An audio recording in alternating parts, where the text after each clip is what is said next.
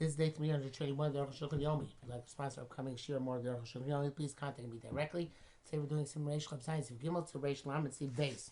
Yesterday we had the Chiddush of the Arukh HaShulchan that you only make one bracha when you hear thunder and see lightning at the same time.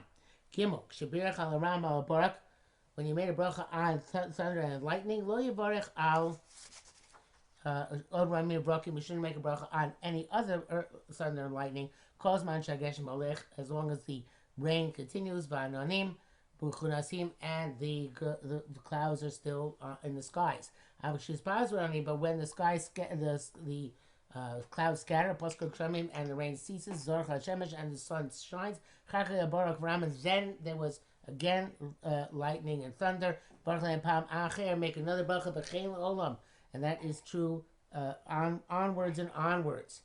Mishnah Berurah says it's only where the heaven became completely pure and cloudless, but where the clouds were scattered, but it was still somewhat cloudy, you don't need to make a new bracha. Also, it sounds in Yerushalmi, it's specifically on that, however, that's specifically on that day, but on another day, no matter what, you have to go and make the bracha again. So I guess a reasonable compromise, so to speak, is that when you have a cloud scattering in a way that it looks that it's not going to rain again, and the second storm is not a continuation of the first storm, even if the sky is not utterly cloudless, you would make a second bracha. Back to the Arukh HaShulchan, again, the next storm is a new thing. You're sitting in the bathroom, and there was thunder and lightning. It says, if you can get out and make the bracha, you'd say, Misham, you should go out. You'd say, and if not, don't go out. It's almost impossible to get out that quickly. So it's only possible if you haven't attended to your needs, and you haven't touched one of the places which is considered to be dirty, or and there's water in front of you, and even that, I don't think you'll be able to do it. Mishnah Berurah says that if you didn't attend your needs and your hands were not yet dirty, you don't have to be wash your hands. You could just scoot out, or it's possible that perhaps you can dunk your hands in water or something else which cleanses immediately after you heard the thunder and lightning. It's still highly unlikely. Back to the Arukh HaShulchan, it's not where you went in to attend to your needs. El Shulchan says a dover, you went in, I don't know, to comb your hair. That way you can get out right away. Even though it doesn't seem that that's the language of sitting in the bathroom, nevertheless, there is no other way really to understand it. Reish Kav Ches, Birchas Yamin Horas Harim Ugvos, the bracha for seas and rivers and mountains and hills. Aleph Tam Reish Perek Haroa, Al HaHorim Va'Gvaos, on mountains and hills, Val Yamim Val Naros, on seas and on rivers, Val Midbaros, and on deserts. Omer Bruchoseh Maaseh Bereshis. Rabbi Yehuda Omer Haruas Yamagadol, if you see the great sea, Omer Baruch Shasas Yamagadol, as you make the great sea. But there are be in Harim Ugvos B'Shunim Agavham. Obviously, you require mountains which are and hills which are unique in their height. K'mahare Alps, Pyrenees, Bahar Kazabak, not sure what that is, but Kazbek, I don't think it's Kazbekistan. And Vivare Ararat in the mountains of Ararat, Chadayim, and Horas Gankin, Shu Gedolos, at the mighty rivers, Sheshem Shem Ba'olam, which have a name in the world. Lonas Katana Shem Shem Ba'olam, not ones which are don't have reputation. So you see the Nile or the Mississippi, but not if you see the Yarkon or the Ardain. Base. Yinei Divi Rambam Matur Stuming Lashon Mishnah. The Rambam Matur are like the Lashon the Mishnah. Ava Lashon Rabbeinu B'Yisrael Kenu. Lo Kol Noras Mevarech El Arban Aros. Only on 4 rivers to make a bracha. See, we call the ones mentioned in the Pesukim. Kamo Chidekel, the Tigris, Upras Euphrates. Vushu Asa Mokom Halcham. That's as long as you saw in the place that they originally went. They haven't not been rechanneled by human beings. Below Korim, Bagwas Mimarech, and not all the hills and mountains. Ela Dafka, only those which are unique, and the might of Hakadosh Baruch Hu is recognizable them. This is astonishing. Only 4 rivers. People have asked them, how could this be? Mordechai Kosav, Kigon Arbanos, such as those 4 rivers. They have a name like those 4 rivers there. As the language is strange, he says, such as the Tigris and Euphrates. Don't we know the rivers in the Torah?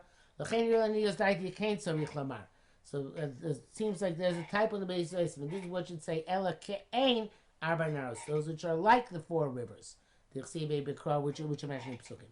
Zeshon Kagon Chideko Pras. Why is mentioned Tigris and Euphrates? Nation Yeduim, because they are known to us. Masha'enken Gichon Upi Pishon. Their interpretations, but we don't know for sure what they are. Some say it's the Ganges and the Nile. But we don't know for sure. Volga, Dunay, which I guess is like the Danube, and the Rhinus, the Rhine River. They're mighty rivers. And the bracket says, because of a Rambam to a Tamal Vain Sham, all right, whatever. That's not, unless you know the issue, it's not relevant. Gimel. What is the Great Sea? Because I've been Yosef, Shoyam Shon Eretz Yisrael and Mitzrayim. It's the Mediterranean, which is between Israel and Egypt. This is the sea in the middle of civilization. One end is by Yafo, now Tel Aviv. Shuvul Eretz Yisrael, the border of Eretz Yisrael. Who would say Eretz Farad. The other end is by Gibraltar, by the end of Spain. Those who say it's the Pacific or Atlantic or other oceans which surround the entire world. That would seem to be the primary interpretation. It's true that the sea next to Eretz is called the Great Sea. That's because among all the seas which surround Eretz Yisrael, it is by far the most vast of them. The other ones are grandiose lakes. In terms of bracha, how can you call Yamagodo? It's nothing relative to the ocean. But in Kvos Omer Rabbi Yehuda Gankin Hayamagodo Kemikva, he says that the Great Sea is like a mikveh Mishim Sham Pirshu Da Okeanos Kai. Then it says it's going in ocean, Ayin Sham. Dal, no, also in the Mediterranean, you make the bracha. When we learn the Ma'aseh Bereishis, when Hashem said, all the water should gather in one place, and the earth should be seen, the land should be seen. And these waters are the ocean waters which surround the world. Then it says, he called the land, the earth land, and to the gathering water he called seas. It seems that this is what it means. The gathering water is in the middle of the land. Even though there's more water than there is land, all of our seas are within the earth. He said the okeanos nikra mayim. So according to this, he says the ocean is called water. Shisora mayim, because it's a basis of water. And seas are those which are called within the earth, the sphere of the earth. Which I think he means evidently. When he said earth before, he doesn't mean kadur haaretz. He means within which are enveloped by continents or land masses. Within the land mass of Europe, Asia, Africa. So the sea next to it. So who are Godam we call Yamin Shebetocha Kadur. It's among the greatest of all the seas which are enveloped by land. Kadur and Mapas Arts, as you know from looking at maps. V'gam mikvos pirush ukein, also mikvos, they interpret this as well. So Hayam Godam means that it is the greatest sea which is enveloped by land on all sides, opposed to the oceans which are not considered to be enveloped by land. He says here, brackets. So Rameir kol mayim k'mikveh. Rameir says all waters like mikveh. Klomar kol yamin shebetocha kadur. All the seas which are within the land. Rameir yam gadol k'mikveh. the Great Sea is going to make a Klomar Yam She'etz Yisrael. Shebo Noflim Yamim Unaharos Harbe Kedua, into which many smaller bodies of water and lakes fall. Unfortunately, appears who came. No, that's not the first say. Peace of mice near the Baruch Al Kulam Osam Masabrachis. Lamaisa we make all the most Masabrachis Afilu Al Yam She'etz Eretz Yisrael. V'gam Al Okeanos Mipnei Shinei Perushim, and also on the ocean because of the different interpretations. The thing is that I believe that that today we still make a Yam Gadol on the great oceans and seas.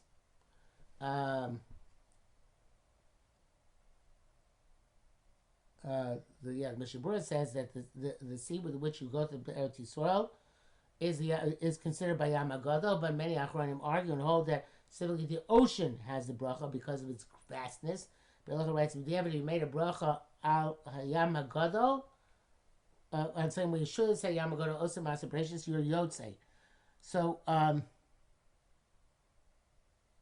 don't know. I'm not sure why the Arukh HaShulchan says make a bracha Maisa Precious. So at least on oceans, you should make sure us to say Yam Gadol. And then on the Mediterranean, it's not clear. Perhaps you should only make a Maisa Bracious. I think the meaning is also on the Mediterranean to make Hayam Gadol.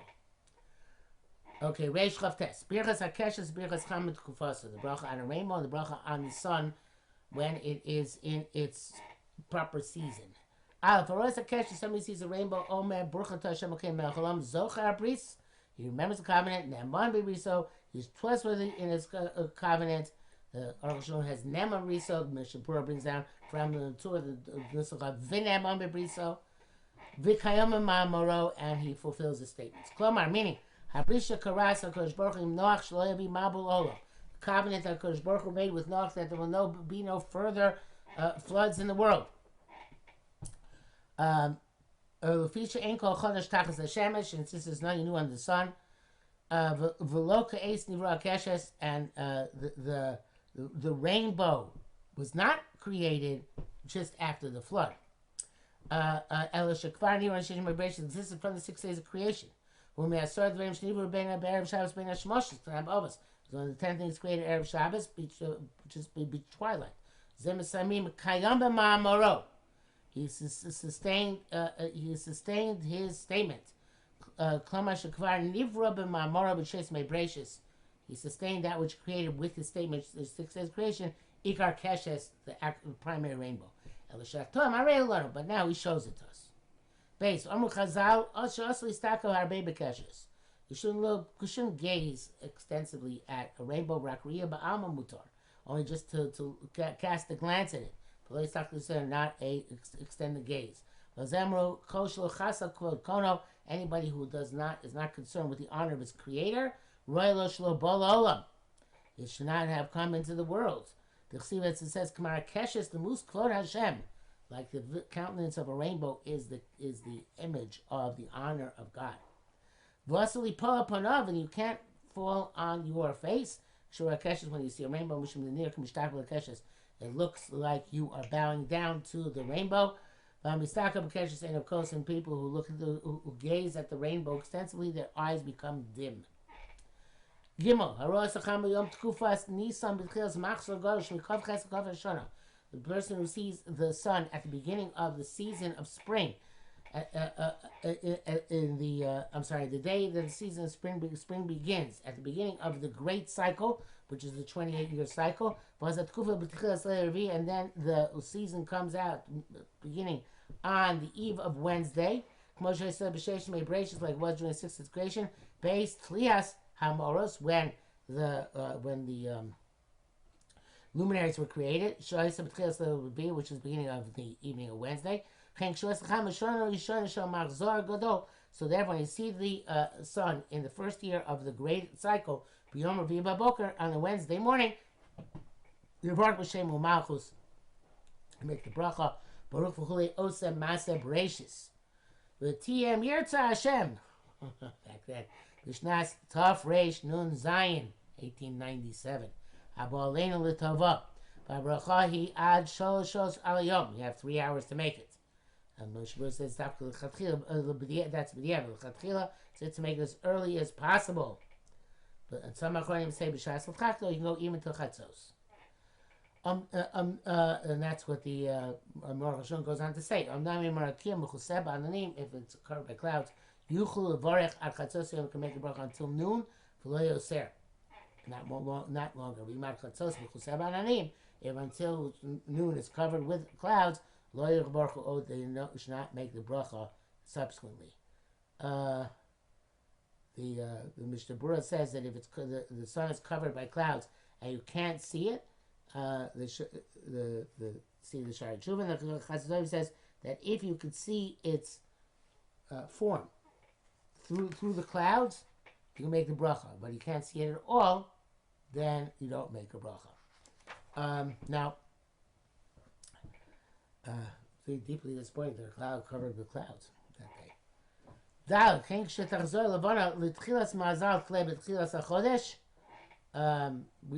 They also, when the moon goes back to the constellation of Kle, I don't remember what that is. At the beginning of the month, neither north nor south. And when each one of the stars, of the 5 stars, Shem Shabsai, Saturn, Tzedek, Jupiter, Ma'adim, Mars, Kochav,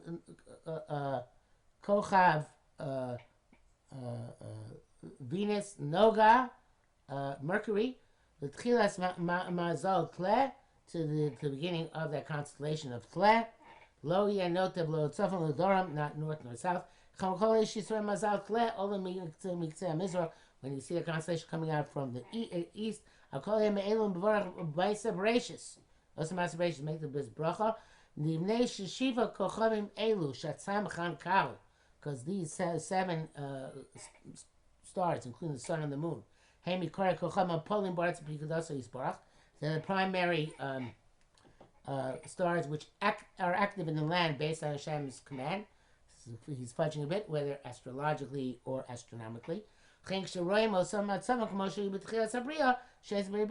see him in the situation where they were at the beginning of 6 days of creation. Make Masabracious Ukle, who Rosh HaMazolos. And the Kle is Rosh HaMazolos, so you probably should look up what Kle is. So yeah, it is Aries, the first astrological sign in the zodiac, explaining the first 3 degrees of celestial longitude, and originates from the same constellation of the same name under tropical zodiac. The sun transits this sign approximately from March 20th to April 21st each year, which is about the beginning of Nisan. So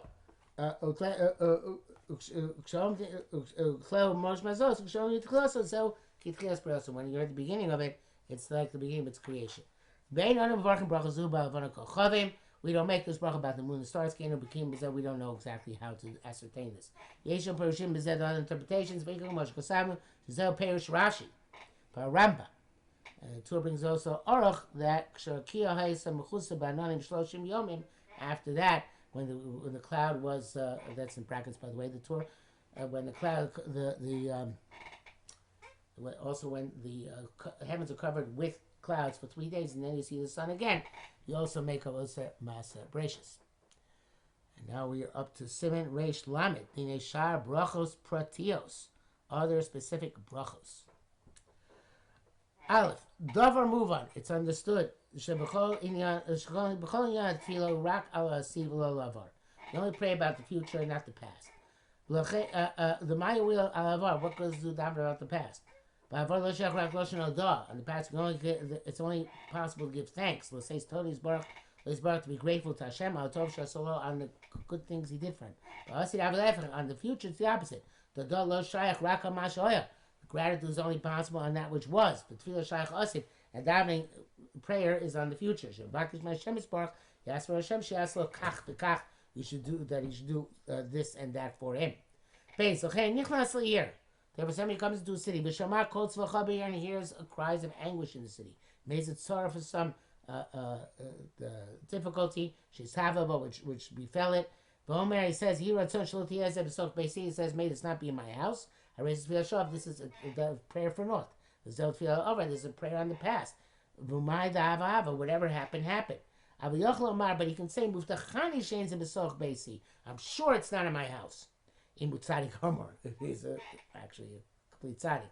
K'may Hillel Zaken, she'amar kain. So it's like Hillel Zaken said this, V'ol of Nemar, Mishmua ra lo yira, from bad news he will not be afraid. Nachonli bo b'tov Hashem. His heart is erect and trusting of God. There are two possibilities to explain this. One is a simple way of interpreting. Yeshua was in his house. The second was since he guided his household that they should accept everything with joy.